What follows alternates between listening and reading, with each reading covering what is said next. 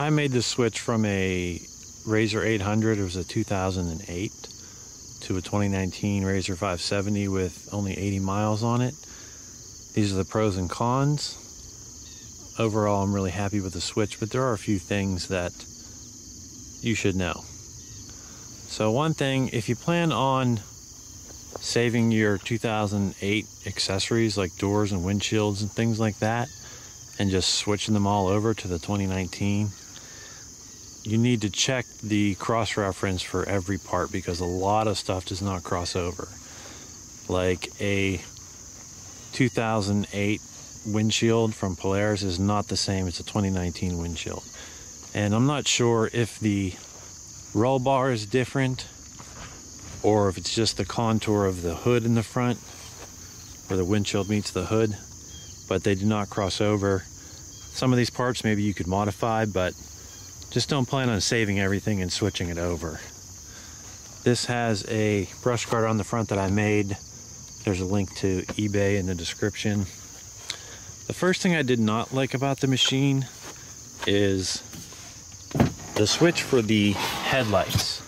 So if you start the RZR and you just let go of the switch, the headlights are off. And that's fine. Now, it's counterintuitive. You turn to the left and that turns the headlights on.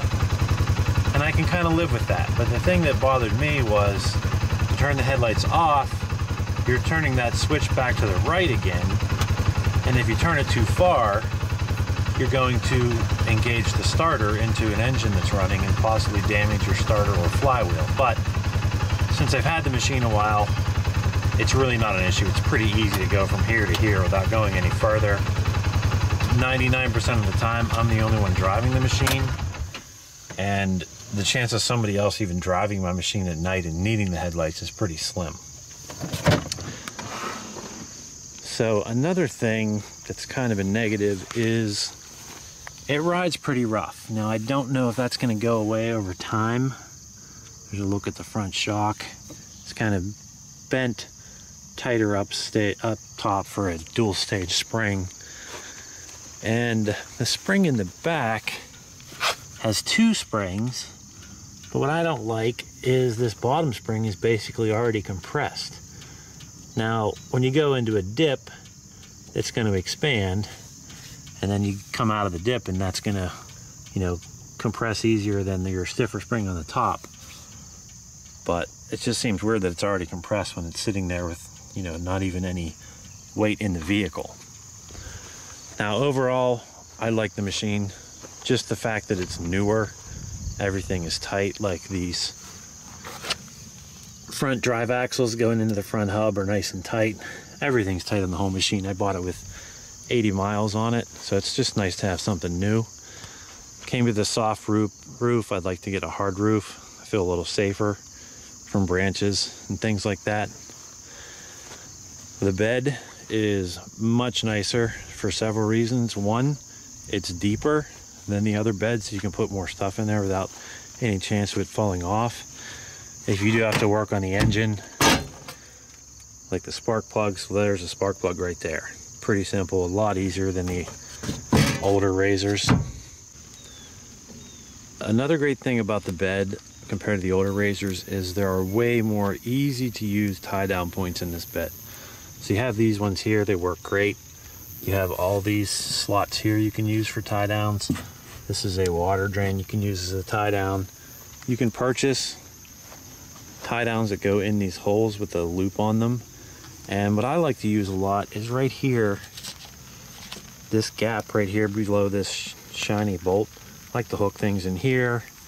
You can come through here, go over whatever you're tying down, and then you have all these different points to reach out to. If you're using a tarp strap, then it's nice because no matter how long the strap is, there's always one of those slots available.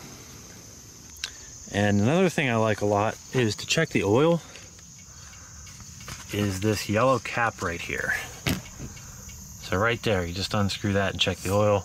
You don't have to take the seat out and take both of the seats out and take out the cover in the back to check the oil like you did on the older RZRs. So overall, I'm really happy with the purchase. Oh, and another big thing was the old RZR only had 4 lights for the fuel tank. So it was either quarter tank, half tank, 3/4, or full. And it felt like 90% of the time it was on half or quarter. So the fuel gauge just really did not seem accurate. But if you turn this one on and you take a look there at the top, there are about 8 or 9 LEDs going across the top. And that's your fuel gauge. So you can get a lot more accurate readings. And that's another thing I really like about the machine, is that it uses less fuel, and that's very noticeable. As far as power, I don't notice any lack in power.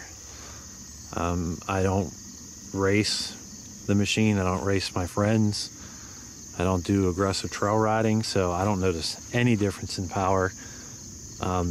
Top speed might be 5 or 10 miles per hour less, but I cruise around at 10 or 15 miles per hour most of the time. This has a really nice high air intake. I think one is for the engine and one is for the CVT. So fuel consumption is much better. Handling, I've done 1 or 2 high-speed runs with this, and it never feels like you're losing control. If you get bounced around at all or turned right or left at all, it's very controllable with just the steering wheel. You don't feel unsafe, you don't feel like you have to let off the gas. So handling's good for what it is. It's not a giant RZR with giant suspension arms. So overall, I'm really happy with it. Any questions you guys have, please let me know. Thanks for watching.